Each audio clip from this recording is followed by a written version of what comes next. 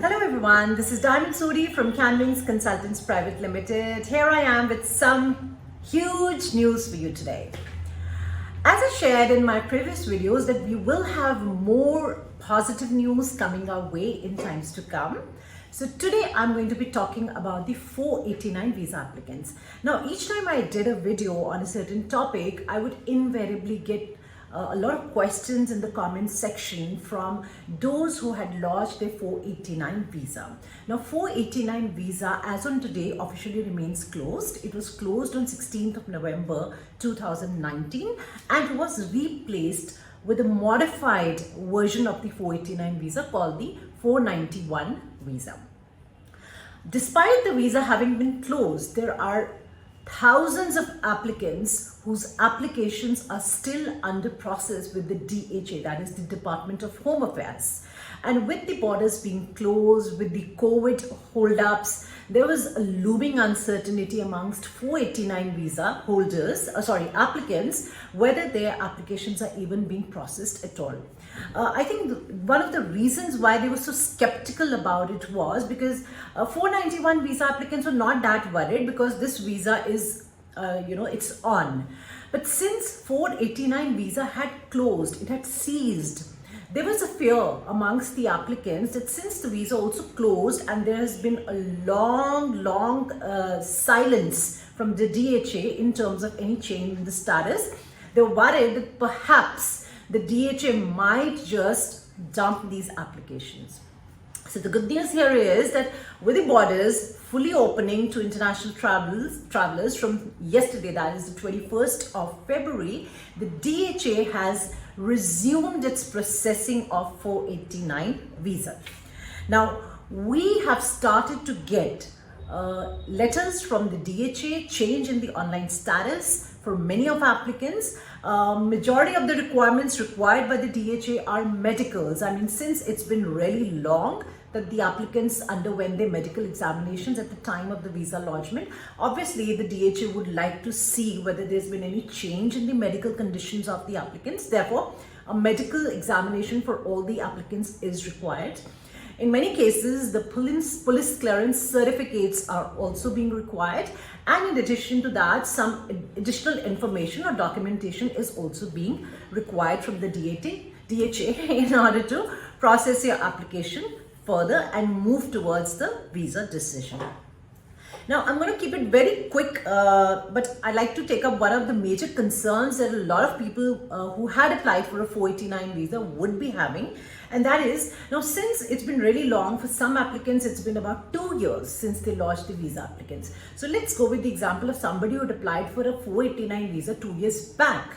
Now, as of today, that is the 22nd of February 2022, the changes would have, the circumstances would have changed considerably. There are applicants whose English proficiency tests might have expired. The applicants whose skills assessments might have expired. The applicants who may have had some addition in family members, had newborn children. There are applicants who may have lost points for age, or some may have even become ineligible in terms of turning 45. So the big question I do understand would be, would these changes affect your visa application? Would your visa applications be refused because your criteria, your eligibility criteria has changed, or a lot of documentation that was very critical to your visa has expired? So the answer to that is a big no.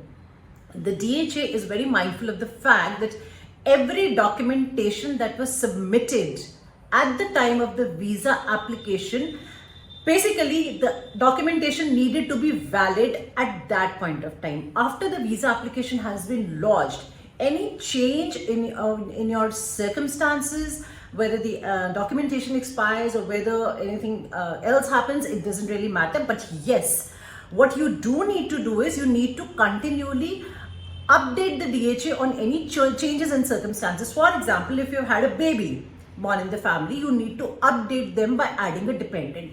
If, let's say, your passport had been lost or it had expired, you need to update them about the changes in your passport. In case you had quit employment with the company where you were working at the time of your DHA lodgement, or let's say you're now working with a company that has nothing to do with your nominated occupation, you still need to update the DHA regarding the changes in your circumstances. So yes, all you need to do is you're obligated to keep the DHA updated about any changes in terms of employment, in terms of your family composition. Otherwise, in terms of your skills assessment, your English proficiency test, your point system, any changes will not affect your eligibility. So with this, I'd like to tell you that those of you who have not received a communication from the DHA yet, please continue to monitor your email. Continue to monitor your online status. In case your case has been represented by a migration agent, you should get in touch with your migration agent, or I'm guessing your migration agent will get in touch with you as soon as they have updates on your case. Now please understand, Rome was not built in a day, so not everybody is going to get communications from the DHA today itself. They have started with the communications, and yes, we will be seeing a lot of communications coming forth, and we will be looking at the visa applications being finalized very, very soon. So that's it from my end. For any queries regarding the 491 visa, of course 489 visa is closed, but you can always apply for a 491 visa. So any queries related to the 491 visa or the 190 visa or the 189 visa, feel free to get in touch with us on 78498. Email us on caanwings@gmail.com. That is CAANWINGS@gmail.com, or you can even email us on enquiries@caanwings.com. Do subscribe our channel to keep updated on all the news that concerns the skilled migration processes for Australia. So until next time, bye bye and take care.